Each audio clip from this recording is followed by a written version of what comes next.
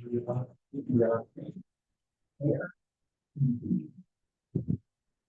Assalamualaikum warahmatullahi wabarakatuh.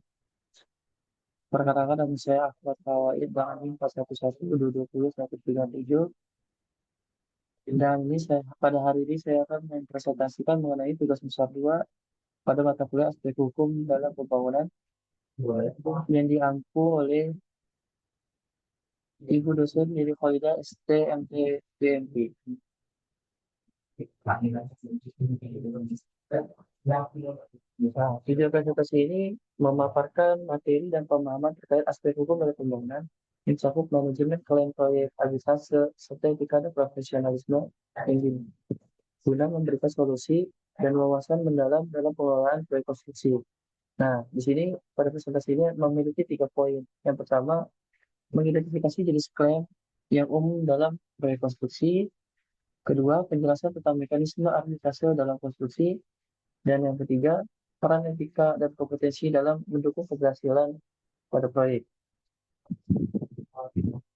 Nah, manajemen klaim proyek sendiri adalah klaim yang timbul dari atau sehubungan dengan pelaksanaan suatu pekerjaan jasa konstruksi antara pengguna jasa dan penyedia jasa, atau antara penyedia jasa utama dengan penyedia jasa atau pemasok bahan, atau antara pihak luar dengan pengguna atau penyedia jasa yang biasanya mengenai permintaan tambahan waktu, biaya atau kompensasi lain. Nah, identifikasi jenis klaim yang umum dalam manajemen klaim rekonstruksi ini memiliki ada 6. Yang pertama ada klaim akibat perubahan lingkup kerja, scope of work change, klaim keterlambatan atau delay claims, klaim gangguan, disruption claims, kemudian klaim akibat kecepatan, acceleration claims, klaim akibat cuaca atau keadaan yang tidak terduga, force majeure claims, dan yang terakhir klaim akibat pelanggaran kontrak, breach of contract claims. Nah, saya di sini akan menjelaskan dari masing-masing identifikasi jenis klaim yang umum dalam menggunakan klaim proyek konstruksi. Nah, klaim akibat perubahan lingkup kerja itu contohnya adalah penambahan pekerjaan tambahan atau perubahan desain setelah kontrak berjalan. Nah, kemudian ada klaim keterlambatan delay. Nah, keterlambatan delay ini sendiri itu sebagai faktor seperti keterlambatan pasokan material, cuaca buruk, atau keputusan klien. Nah, ada klaim gangguan. Nah, klaim gangguan itu sendiri ini seperti gangguan akibat perubahan urutan pekerjaan atau kondisi kerja yang tidak terduga. Nah, kemudian klaim akibat percepatan. Nah, itu seperti yang kontraktor meminta percepatan pekerjaan untuk mengejar keterlambatan tanpa ada tanpa tanpa ada perubahan biaya yang disepakati. Kemudian klaim akibat cuaca. Nah, ini seperti peristiwa di luar kendali di luar kendali pada manusia, seperti bencana alam atau pandemi. Nah, kemudian ada klaim akibat pelanggaran kontrak. Pelanggaran kontrak ini terjadi ketika salah satu pihak gagal memenuhi kewajibannya kontraktual seperti pembayaran yang tertunda atau ketidaksesuaian material.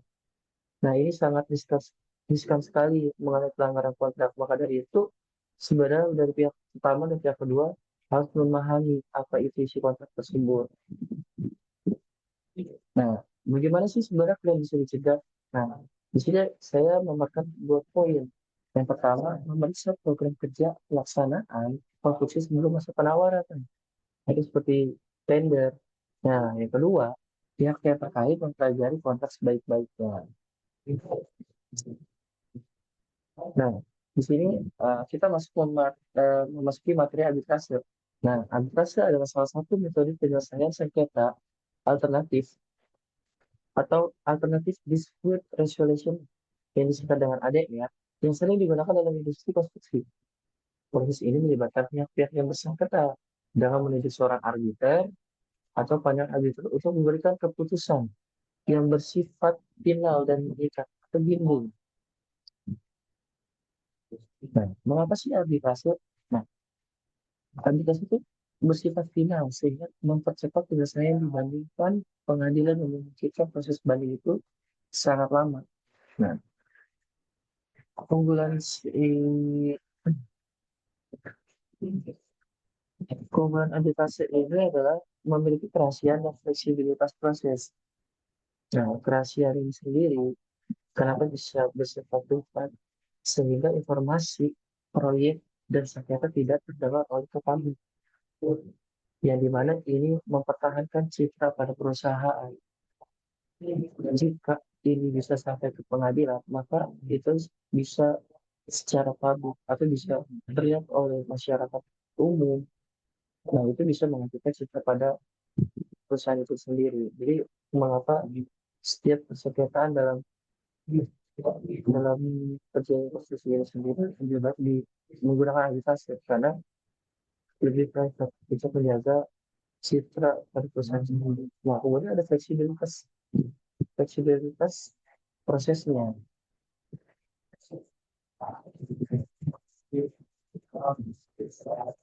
Nah, kemudian jenis arbitrase. Nah, jenis arbitrase ini yaitu arbitrase ad hoc atau ad hoc arbitration dan arbitrase institusional. Nah, arbitrase institusional ini merupakan lembaga atau arbitrase yang bersifat permanen. Nah, kemudian proses arbitrase. Nah, proses arbitrase ini ada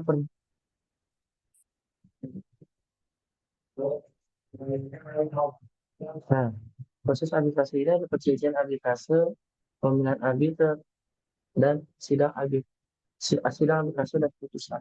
Nah, perjanjian arbitrase sendiri ini para pihak harus membuat perjanjian tertulis yang mencakup klausal arbitrase sebelum atau setelah sengketa muncul.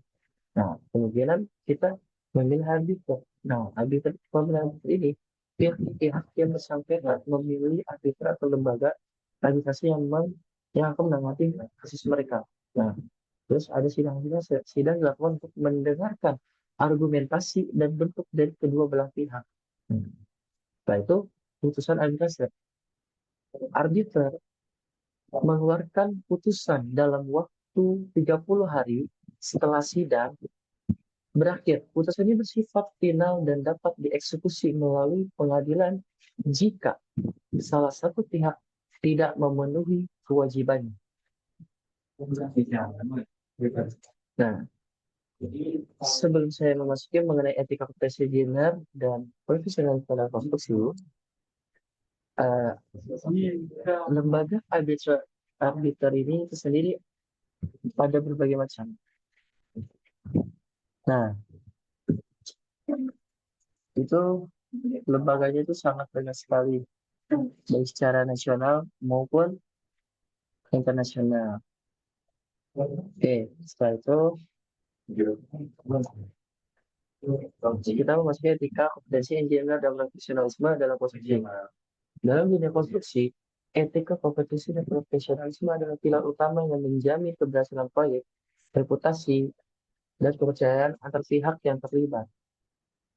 Nah, etika yang gila. Etika adalah prinsip moral yang mengarahkan perilaku profesional untuk bertindak secara jujur, bertanggung jawab, dan adil dalam konteks teknis sipil dan konstruksi. Nah, integritas sendiri ini adalah contoh tidak memasukkan data survei atau laporan teknis.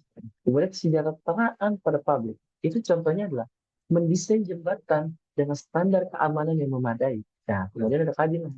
Contoh keadilan sendiri adalah menghindari bias dalam tender proyek. Kemudian kepatuhan terhadap hukum dan peraturan. Engineer harus memahami dan mematuhi regulasi terkait seperti standar konstruksi dan undang-undangan lingkungan. Nah,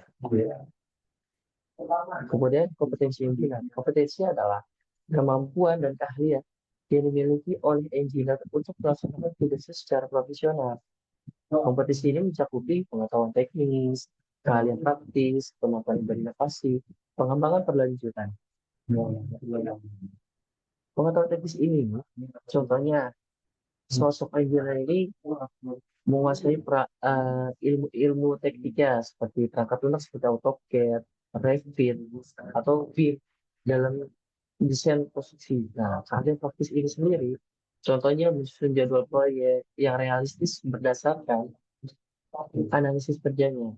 Nah, kemudian kemampuan berinovasi, menerapkan teknologi, ramah lingkungan dalam desain bangunan, bagaimana mereka memecahkan atau memproblem solving dalam kondisi yang tidak tidak dapat mengganggu kondisi lingkungan. Nah, kemudian pengembangan berkelanjutan. Pengembangan berkelanjutan sendiri ini contohnya adalah memperoleh sertifikat di profesi seperti insinyur, media atau utama. Nah, ini biasanya pada saat ini para sarjana sendiri sebelum lulus ini melakukan sertifikasi pada BNSP. Asia itu suatu lembaga profesional engineer. Profesionalisme engineer ini profesionalisme adalah sikap dan perilaku yang mencerminkan komitmen terhadap standar kerja tinggi, tanggung jawab dan hubungan baik dengan semua pihak. Nah, aspek profesionalisme ini mencakup tanggung jawab pekerjaan, komunikasi yang efektif, leadership atau kepemimpinan, kepatuhan terhadap waktu dan anggaran, penyelesaian konflik dengan bijak. Nah, tanggung jawab sarjana ini contohnya adalah memastikan setiap detail bisa sesuai dengan spesifik kontrak. Komunikasi yang efektif adalah menyampaikan potensi risiko kepada pemilik proyek. Nah, kepemimpinan. Bagaimana mengatur koordinasi antara kontraktor dan konsultan. Kemudian, kepatuhan terhadap waktu dan anggaran. Contohnya menggunakan metode kerja yang efisien untuk menghindari pemborosan pada biaya. Nah, kemudian penyelesaian konflik dengan bijak. Contohnya menggunakan arbitrase untuk menyelesaikan sengketa bila terjadi pada sengketa. Nah, kesimpulan presentasi ini, sebelum saya melakukan kesimpulan adalah, jadi dari ketiga pilar ini sangat penting dalam bidang konstruksi, yaitu meningkatkan kepercayaan, mengurangi risiko gagal proyek, menjaga reputasi profesi, mendukung pembangunan berkelanjutan. Kesimpulan pada presentasi ini, kita hukum pada dalam pembangunan yang mencakup manajemen plan proyek, administrasi, etika, kompetensi, dan profesionalisme engineer adalah elemen krusial dalam menjamin keberhasilan dan keberlanjutan proyek konstruksi. Nah, yang pertama, manajemen proyek membantu menyelesaikan perselisihan secara sistematis dan mencegah eskalasi konflik yang dapat merugikan semua pihak, baik owner, konsultan, dan kontraktor. Nah, kedua, ditase sebagaimana mekanisme ini menyelesaikan sengketa, menawarkan solusi yang lebih cepat, fleksibel, dan mengikat dibandingkan litigasi. Nah, yang ketiga, etika, kompetensi, dan profesionalisme engineer menjadi fondasi utama untuk menjaga integritas, kepercayaan, dan kualitas dalam setiap tahapan proyek. Baik, kita sudah di penghujung presentasi. Saya Ahmad Fawaid, kurang lebih mohon maaf. Wabillahi taufiq wal hidayah. Wassalamualaikum warahmatullahi wabarakatuh. Terima kasih.